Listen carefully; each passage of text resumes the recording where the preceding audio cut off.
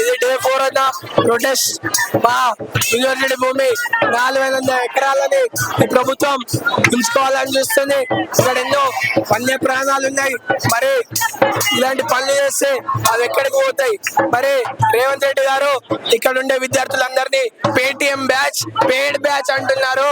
మరి రేవంత్ రెడ్డి గారు మీ నాయకులు కావచ్చు, మీ కార్యకర్తలు కావచ్చు, మేము యూనివర్సిటీ ఆఫ్ హైదరాబాద్ స్టూడెంట్స్ పరిశోధనకే ప్రసిద్ధి చెందిన ఈ యూనివర్సిటీ ఆఫ్ హైదరాబాద్ స్టూడెంట్స్ ని మేము ఇలాంటి పేటిఎం బ్యాచ్ కాదు. ఇంకో మాట తెలియజేస్తా ఉన్నా మీడియా మిత్రులారా, హైడ్రా తీసుకొచ్చారు. ఎందుకోసం తీసుకొచ్చారు హైడ్రా? చెరువులను కాపాడడానికి, భూములను పరిరక్షించడానికి.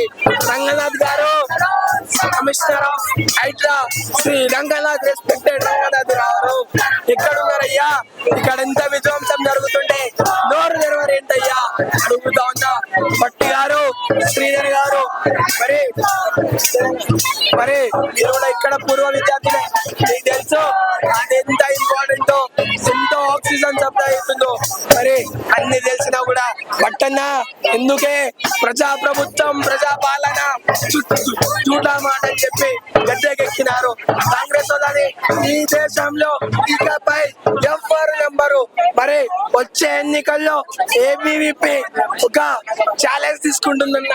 ఛాలెంజ్ ఏంటంటే ఊరు ఊరు తిరిగి నిన్ను ఓడించే బాధ్యత మాపై ఉంది. తప్పకుండా నిన్ను గద్దెదించే తీరుతాం. సరైన ప్రభుత్వాన్ని ఎన్నుకొని రాష్ట్రాన్ని కాపాడే బాధ్యత మాపై ఉంది. అన్నా నిన్న బీజేపీ ఎమ్మెల్యేలు వచ్చిరన్న. పాయల్ శంకర్ గారు, ఎల్ఎటి మహేశ్వర రెడ్డి గారిని హౌస్ అరెస్ట్ చేసారు. పాయల్ శంకర్ గారు, రాజా సింగ్ గారు, మరి ఇతర ఎమ్మెల్యేలు వచ్చారు. వాళ్ళందరినీ ఈ కేసు లోపలికి రానివ్వలేదన్న. అతను చటే తీసుకెళ్లిపోయారు పోలీసు వాళ్ళు. ప్రతి ఒక్కటి పోలీసు వాళ్ళని ముంగట పెట్టుకొని నాతో చెలగాట మాడుతున్నావు రేవంత్ రెడ్డి. ప్రకృతితో పెట్టుకోకు, పెట్టుకుంటే తలుచుకుంటే విధ్వంసాలు జరుగుతాయి.